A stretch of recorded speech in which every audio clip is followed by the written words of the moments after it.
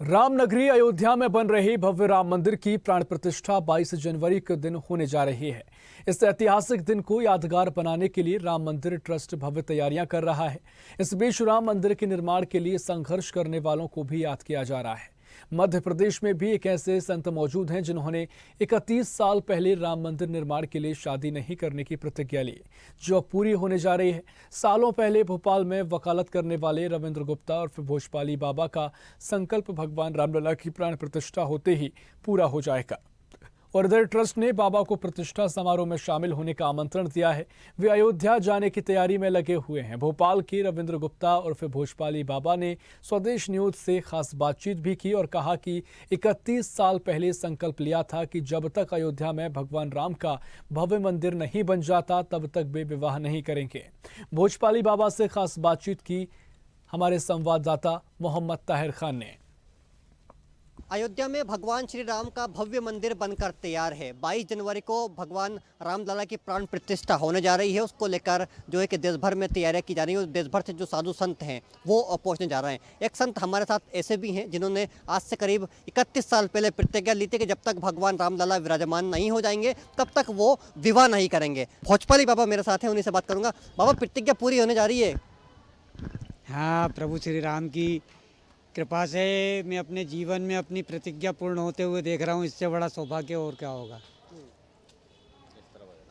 कैसा इंतजार था कि इस दिन का कि आज भगवान जो रामलला हैं वो विराजमान हो? जब मैं वहाँ कार सेवा में गया था तो उस समय मैं रहने वाला भोपाल गई हूँ, तो मैं भोपाल के कार सेवक के नाते गया था सभी छात्रों के साथ। और जब वहाँ गया तो जब वो इतना बड़ा 1528 में जो हमारा जो विवादित ढांचा बना था उधर पे, उस विवादित ढांचे को जब हम गए और जब हमने वो दृश्य देखा और जब हम हमारे हिंदू राष्ट्र में हमारे प्रभु श्री राम की सिंहासन, एक लकड़ी की छोटी सिंहासन थी। उस समय जो अयोध्या थी एक छोटी सी अयोध्या थी, ग्राम पंचायत स्तर की अयोध्या थी।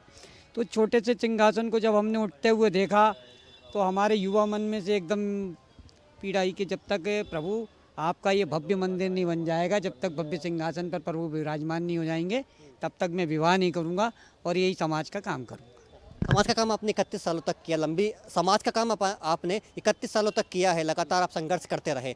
अब वो दिन आ गया है, तो आप कब रवाना हो रहा है अयोध्या के लिए? मैं 19 तारीख को रवाना हो रहा हूँ। मैं वैसे तो रहने वाला भोपाल का हूँ, लेकिन ये 31 साल के प्रभु के मंदिर के इंतजार में धीरे धीरे मेरे को माँ नर्मदा मिल गई।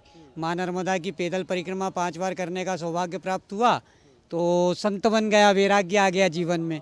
तो जो अयोध्या से बुलावा आया है तो वो कार सेवक के नाते बुलावा नहीं आया, वो इस नाते आया है कि मैं संत हो गया हूँ। तो ये तो प्रभु की लीला है कि मेरे को बुलावा आया है और 19 तारीख को जा रहा हूँ। बैतूल से आप रवाना होने वाले हैं, वहाँ पर भी रवाने के लिए काफ़ी जो आपके जो भक्त हैं जो उन लोगों ने इंतजाम किया है?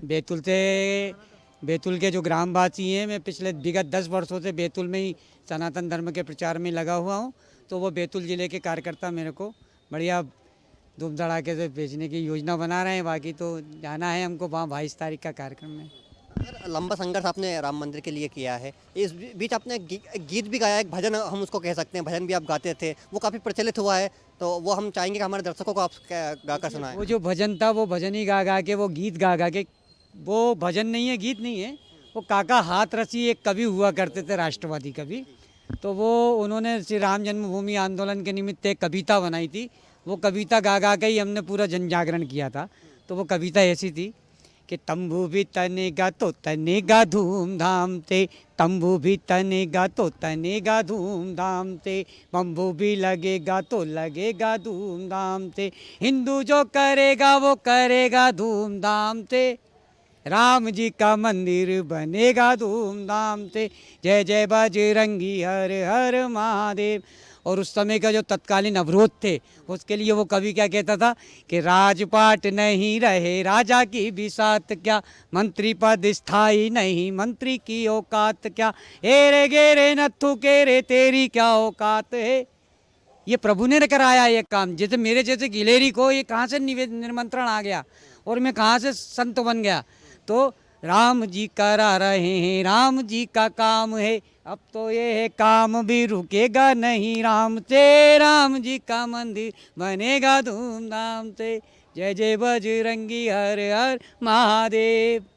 बाबा जी, जब 22 तारीख का दिन जब डिसाइड हुआ था, तारीख तय हुई थी, उस समय आपके मन में कितनी खुशी हुई थी? क्योंकि लंबा इंतजार आपने किया है 31 सालों।